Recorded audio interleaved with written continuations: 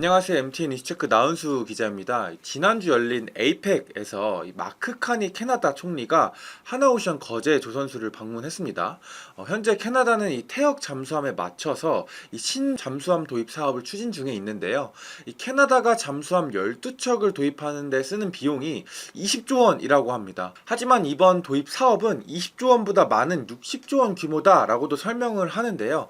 왜냐하면 이 잠수함을 수주하게 되면 이 잠수함을 향후에 유지, 정비, 보수하는 비용까지 고려를 해야 하는데 이 부분에서 발생하는 예상 매출이 40조 원 정도로 추산되기 때문입니다. 60조 원. 이야기만 들어도 어마어마한 규모인데요. 이 하나오션이 수주에 성공하기만 하면 이 하나오션이라는 조선사의 레벨 자체가 달라진다. 뭐 이런 전망도 나오고 있고요. 이런 상황에서 마크 카니 캐나다 총리가 직접 이 사업장을 방문해서 우리나라 잠수함을 직접 승선하기도 하고요. 심지어 이제 하나와 더 크고 깊은 관계가 중요하다 예상했지만 엄청난 작업 규모다라는 말까지 하면서 이 수주에 대한 기대감이 높아질 수밖에 없는데요. 하지만 하나오션의 이 잠수함 건조 능력, 경쟁력과 별개로 이번 수주전은 쉽지 않은 도전이기도 합니다. 이 만만치 않지만 그래도 만약 수주만 된다면 이 말 그대로 초대박 상황이 펼쳐질 수 있어서 이 하나오션 역시 이번 수주에 사활을 거는 듯한 분위기인데요. 그래서 이번 이슈체크에서는 이 최대 60조 원 규모의 캐나다 이 잠수함 수주에 대해서 이야기를 좀 해보려고 합니다. 이 첫 번째, 캐나다 수주 사업이 현재 어디까지 진행이 된 건지 대략적으로 좀 짚어보도록 하고요. 두 번째는 하나오션이 이번 사업에 사활을 거는 이유를 이 단순히 60조 원 수주 규모의 초점에 맞춰 해석하는 경우들이 좀 많은 것 같습니다. 그러니까 60조 원 많다, 대박이다 이렇게 좀 초점이 맞춰져 있는데 하지만 단순히 이 규모보다는 이 조선업 산업 전반에 대한 하나오션의 고민을 엿볼 수 있는데요. 이에 대한 내용들도 함께 다뤄보도록 하고요. 세 번째, 앞서 말했지만 이번 하나오션의 캐나다 수주는 굉장히 챌린지한 수주전이기도 합니다. 수주 사업이기도 합니다. 이 하나오션 잠수함의 경쟁사 대비 갖는 장점이 무엇인지 반대로 약점 요인들은 무엇인지 하나씩 짚어보도록 하겠습니다. 우선 이번 캐나다 잠수함 수주 사업부터 간략하게 짚고 가겠습니다.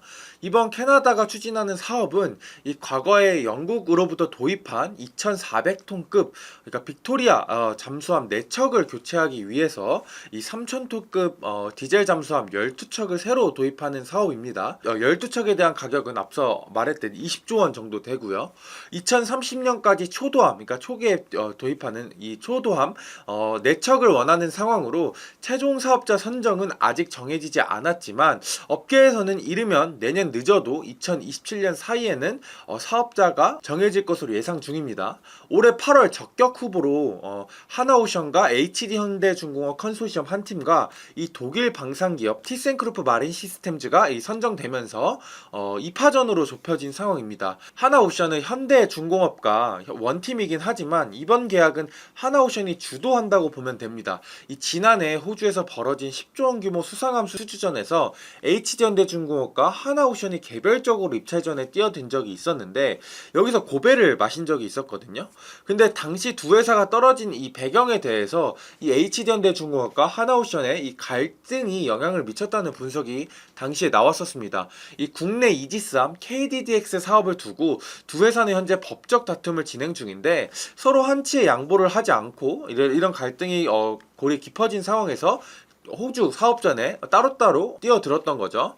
그래서 당시에 호주 정부가 아니 다른 곳은 국가별로 이렇게 서로 이렇게 팀을 이뤄서 수주전에 뛰어드는데 왜 한국만 2개 업체가 따로 수주전에 뛰어들었느냐 뭐 이런 의아한 반응을 보이기도 했다고 합니다.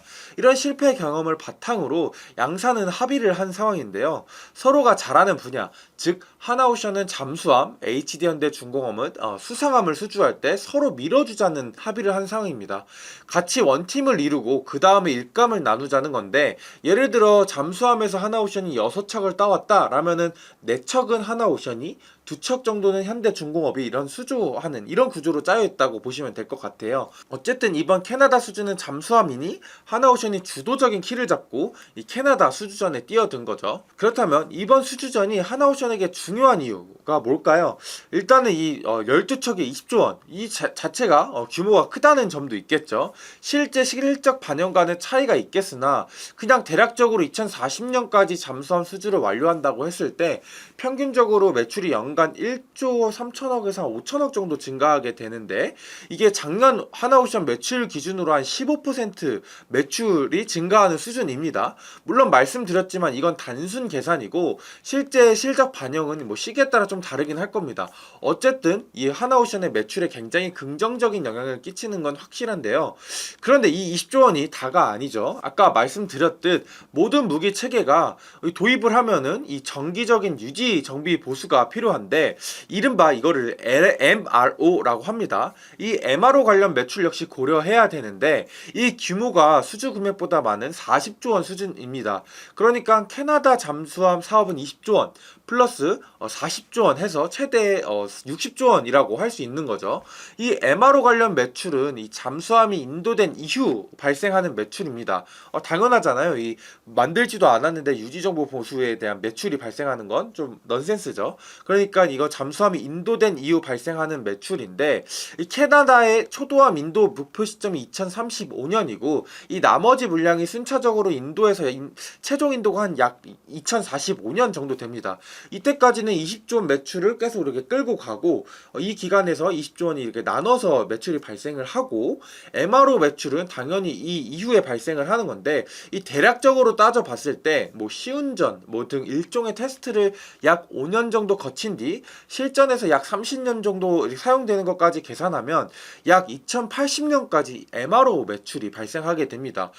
좀 복잡하니까 정리를 해보면 약 15년 정도 2035년 정도까지 20조 원의 매출 수주가 발생을 하고, 그 이후에 약 30년에 걸쳐서 40조 원의 MRO 매출이 발생하니 단순 계산했을 때 약 50년간 연간 1조 2천억 원에서 1조 3천억 정도의 매출을 스테이블하게 가져갈 수 있게 됩니다.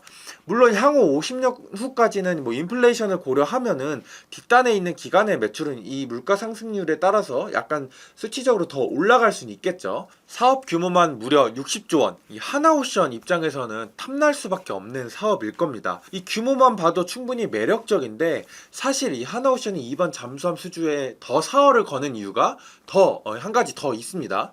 이번 캐나다 수주 취재 과정에서 접촉한 하나오션 고위 관계자는 수주에 성공만 하면, 캐나다 수주에 성공만 하면 이 조선사의 체질이 달라진다는 말을 남겼는데, 이게 어떤 의미인지 지금부터 하나씩 짚어보겠습니다. 우리나라 현재 조선업에 처해 있는 현실부터 좀 짚어볼 텐데요. 지금 조선업이 호황 국면에 들어선 건 누구도 부정할 수 없는 사실입니다. 근데 문제는 이 조선업이 언제든지 불황에 다시 진입할 수 있는, 즉 호황과 불황이 반복되는 이 대표적인 사이클 업종이라는 겁니다. 하나오션만 하더라도 24년 영업이익 흑자를 돌아서기 전 21년부터 23년까지 3년 연속 영업 손실을 기록했는데, 이 기간 기록한 영업 손실이 3조 5천억 원을 넘습니다. 이 조선업이 불황으로 전환된 당시를 복귀해보면 조선업의 선박 주문을 넣는 해운사, 그러니까 선사들이 더 이상 배 주문을 넣지 않자 조선사의 일감이 확 줄어들었고, 자연스럽게 이 조선사끼리 이렇게 가격 경쟁, 그러니까 저가 수주, 즉 일정 부분 적자를 보더라도 수주를 하는 일이 반복됐습니다. 근데 당시만 하더라도 이 중국이 글로벌 조선 시장에서 그 영향력이 지금처럼 크지 않았던 때라서 이 저가 수주 경쟁이 현대중공업, 대우조선해양, 지금은 하나오션이죠. 삼성중공업 간 이렇게 3사 간에 이렇게 주도적으로 벌어진 저가 수주였습니다. 근데 그때 이 저가 수주의 그러니까 저가 수주전이 한창 이뤄졌던 게 뭐 2017년, 18년 이게 그때 당시였고, 이게 실적에 반영이 굉장히 길게 이어지면서 2024년, 2023년 정도까지 이 수익성에 조선사들의 수익성에 영향을 굉장히 끼쳤는데요. 하지만 이제 앞으로 다가오는 사이클, 그러니까 불황 사이클의 에서는 우리끼리가 아닌 중국과 치킨 게임이 벌어질 가능성이 매우 높습니다. 과거 우리나라끼리 경쟁을 했던 때와는 더 강력한 상대인 중국과 경쟁을 해야 되는 상황이 펼쳐질 수 있다는 거죠. 이제는 LNG 선박과 같은 고부가 가치 선박에 대한 기술력도 중국과 크게 차이가 나지 않다 보니 만약 중국이 정부를 등에 업고 무리하게 저가 수주를 때려버리면 이번에 맞이하게 될 불황기에는 이 불황의 골이 훨씬 더 깊을 수밖에 없습니다. 현재 화학, 철강, 2차 전지처럼 중국이 가격을 내려 찍어서 우리나라 산업이 힘든 걸 생각하면 이해하기 더 쉬울 겁니다. 그런데 만약 캐나다 잠수함 수주에 성공을 한다면 이 든든하게 이익을 스테이블하게 우리 그 하나오션이 가져갈 수 있기 때문에 불황 시기에 무리하게 큰 적자를 보면서까지 저가 수주를 할 필요가 없어집니다. 그러니까 쉽게 말해서 불황 시기에 안정적인 이익이 계속 나니까 이 수주 전에 나 굳이 들어갈 필요가 없어, 이 저가 수익성 안 좋은 선박 나 수주 안 할래, 이렇게 여유가 생긴다는 거죠. 그리고 빨리 치킨 게임을 끝낼 수 있다는 측면도 있어요. 예를 들어 볼까요? 이 배 한 척에 2천억 정도 팔아야 손익분기점이 나는 사업이라고 할게요. 근데 여기서 이 중국이 1,700억 원의 저가 수주를 하려고 한다고 가정해 보겠습니다. 일감이 없는 우리나라 조선사가 그렇게 되면은 1,500억 원으로 가격을 내리면 중국은 가격을 또 내리려고 할 겁니다.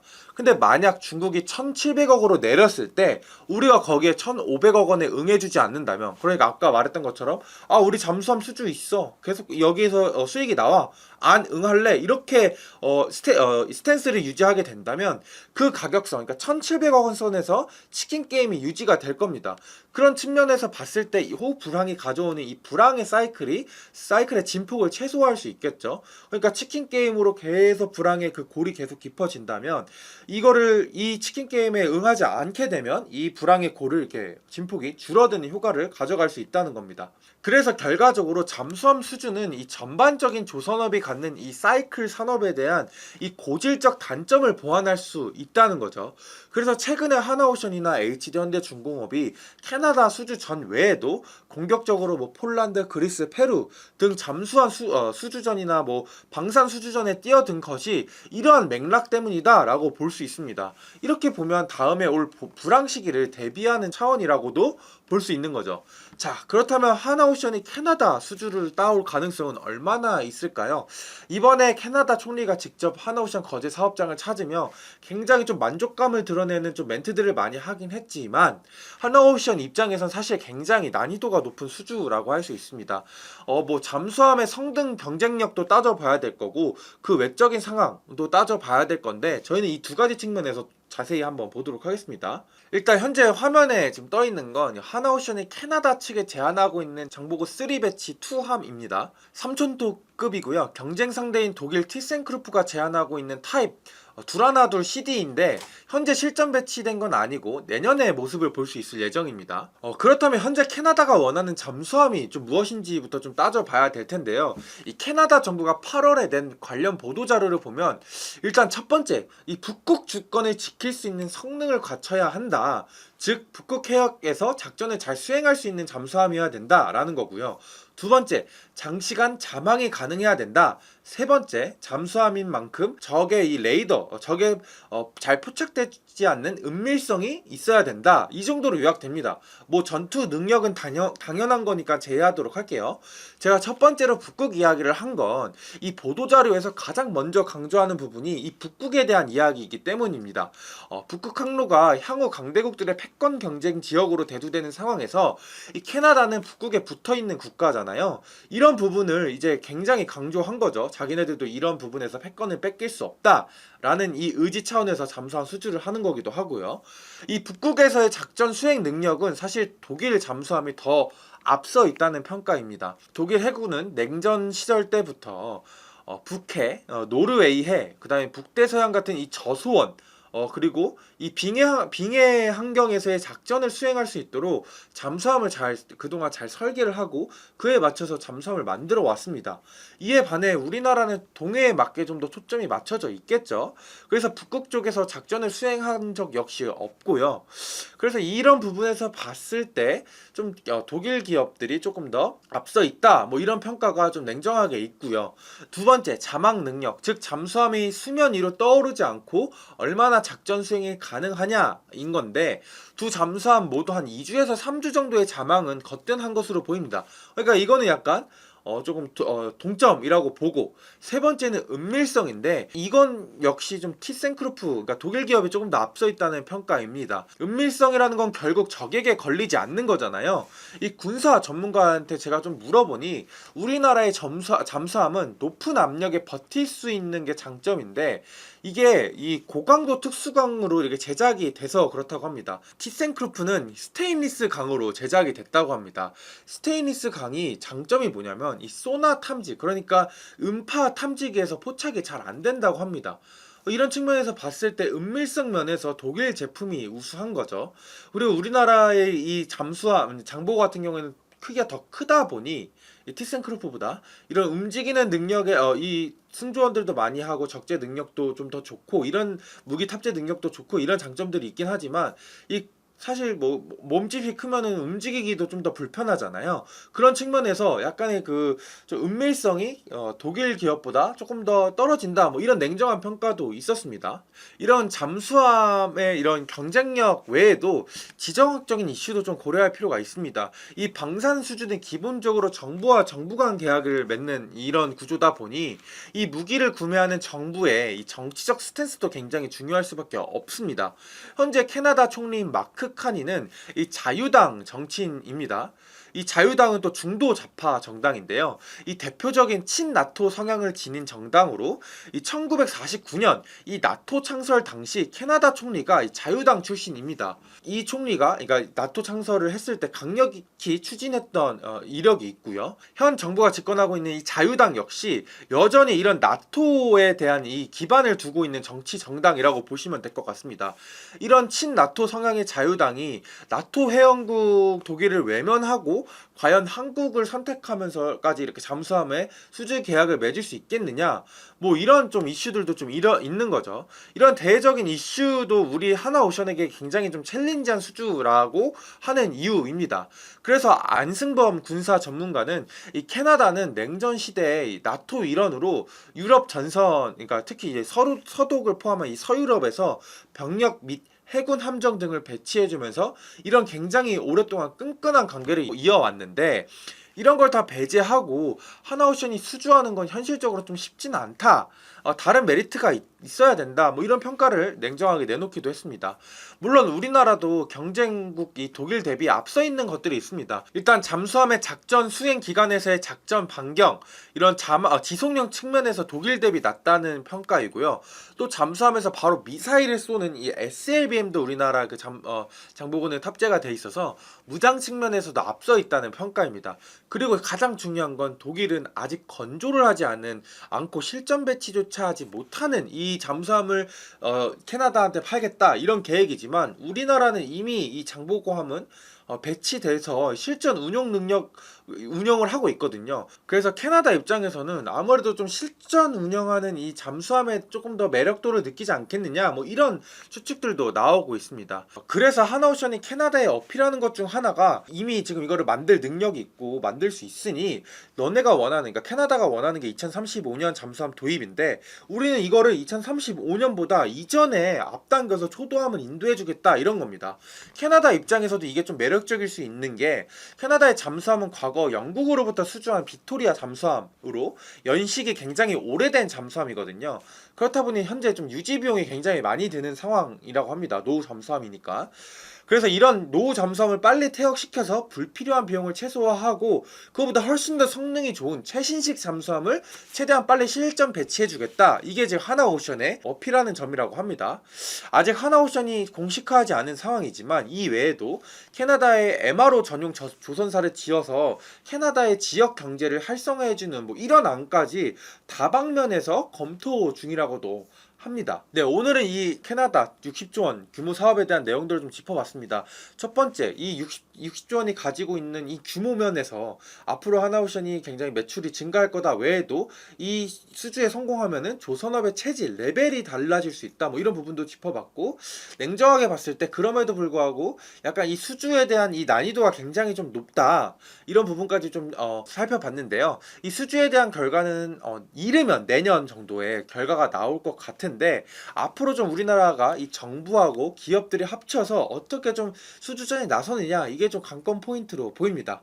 네, 오늘 제가 준비한 이슈체크는 여기까지고요. 다음에는 더 유익하고 재밌는 컨텐츠로 찾아뵙도록 하겠습니다. 지금까지 시청해주신 구독자 여러분들 감사합니다.